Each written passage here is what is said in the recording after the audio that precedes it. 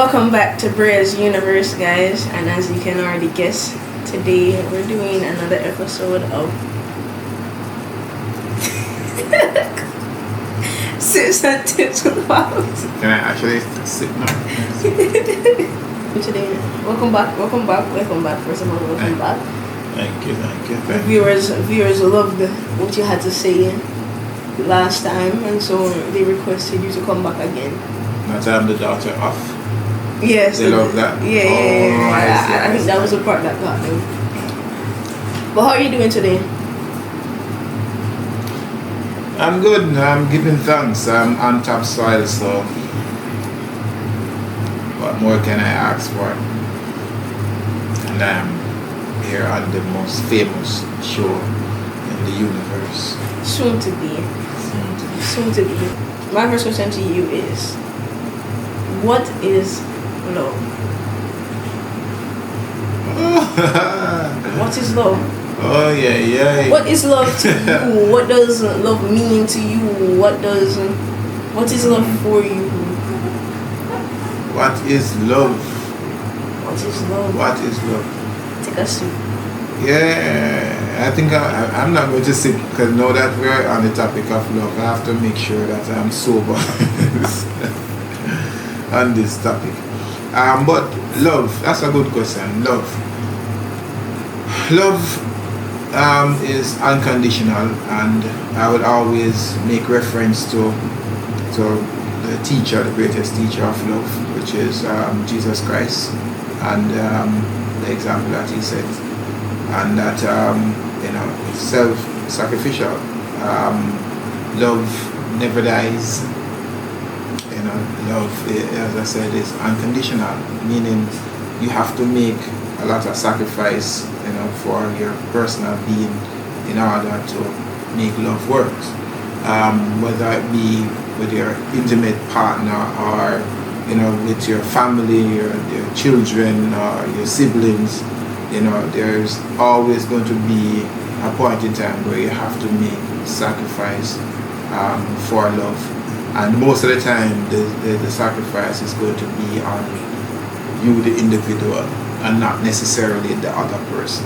I'm very glad that you mentioned that. A lot of people have the mindset or have the mentality that love hurts just as much as it gives. Or no, that's not the same. But like how love is a double-edged sword. And so I wanted to know, what's your perspective on love being a double-edged sword? Do you think that you can love but also hurt someone at the same time?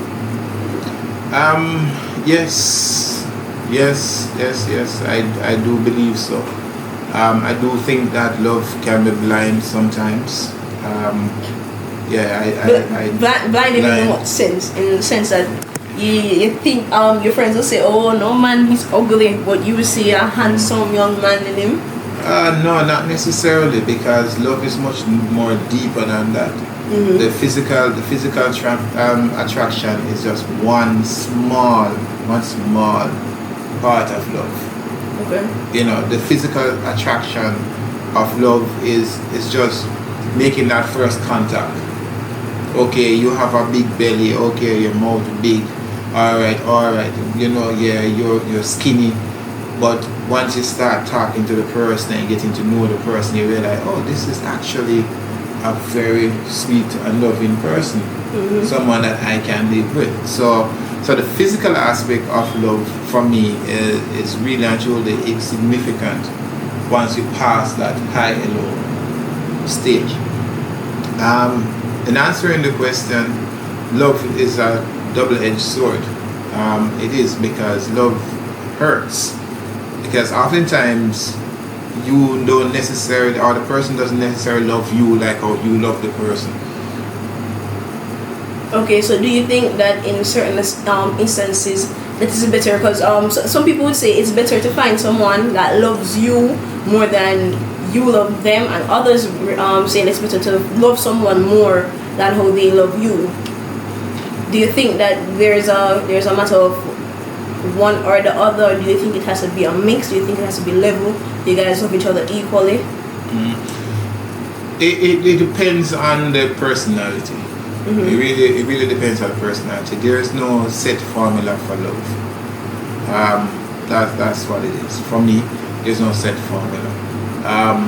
You can love someone more than they love you, but that's the dynamic of love. Yeah. So again, it comes back to love being that self-sacrificial type of affair, right? Where you just know that if you love someone, you know that, listen, when you're not even going to see the hurt, you're not going to see the damages, you're not going to see where you're going. You know, as I said, love is blind, not in the physical realms of things, but you know, you just try your best to make things work. You overlook certain things. That's how it goes. How, with all of this, knowing what love is or what love can be and how it may present itself, how can someone know when they're in love or when they truly love someone? Well, let's step back a bit in answering that question, because oftentimes you will hear people say, I don't love you anymore, or you know, the love that I have for you is now dead. As far as I am concerned, that's not love, because love never dies. Love never dies, right? If you love someone, you love them for eternity, full stop, right? But in knowing whether you know, if somebody, sometimes you don't know, sometimes you don't know, and again it comes back to where we started, which I'll always be reverting to, about the self-sacrificial love. That's what love is ultimately, because you love someone but the person doesn't necessarily realize or recognize or know that you are in love with them. So then would you then say that it is that person's not job or necessary in their best interest of their feelings to then express that love? Because some people, they feel like once they have a certain attraction to you, then they immediately come and tell you. How do you know when is the right time to tell someone or express that love, and to what extent? Because you know, some people might have a crush, for example. You have a crush and you say, boy, I really like him, you know, and then you go and tell him, and then the feelings are not mutual. So how do you know when is the time to tell someone how you feel about them? Well, what works for me is God's feeling. There's this, the impulse, your heart tells you when it's right. There's this inner being that speaks to you.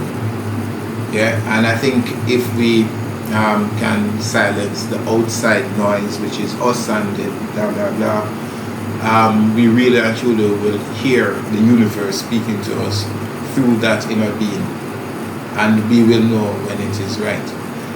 Again, telling someone that you love them, it for me is like the physical attraction to love. Because I love you, but yet still you knowingly do the things that I dislike. For example, right? So the famous example is the toilet seat. The toilet seat. I'm so... Babes, when you use the toilet seat, put it down. How much time do I have to tell you? Okay, well, you know that's who I am. So you will have to either put it down or learn to live with it, or leave it up, and then I will tell you, oh, you need to put it down, vice versa. So love is, I don't know how you can tell somebody that you love them and when it's the right time, as I said, based on the natural instinct, based on your gut's feeling. So it's a gut feeling thing. That tells you that this is the right. But the most important thing for me, and I based on what I've observed, is you have to show somebody that you love them. It's more important than saying I love you. Okay, well, with that in mind, you know that this new, well, I don't think it's a new generation thing. I think it's been a while, it's been around for a long time, but the new generation has made it a bit more prominent in their day-to-day relationships, have the different love languages, because you're seeing that saying it sometimes is not enough. You have to also show it. And I agree. I personally agree that you can say one thing, but then you do another thing. It's not adding up, right? So what would you say is your love language? And the 5 love languages that I'm referring to are physical touch, words of affirmation, gift giving, acts of service, and quality time. Well, for me personally, I have not recognized or zoomed in on any specific love language. I think it's a combination of both. I think it's about, for me, it's about that listening ear. That listening ear. Alright, so, alright, you say you love me, but yet still, when I'm complaining to you, you dismiss it because you want to talk about your day.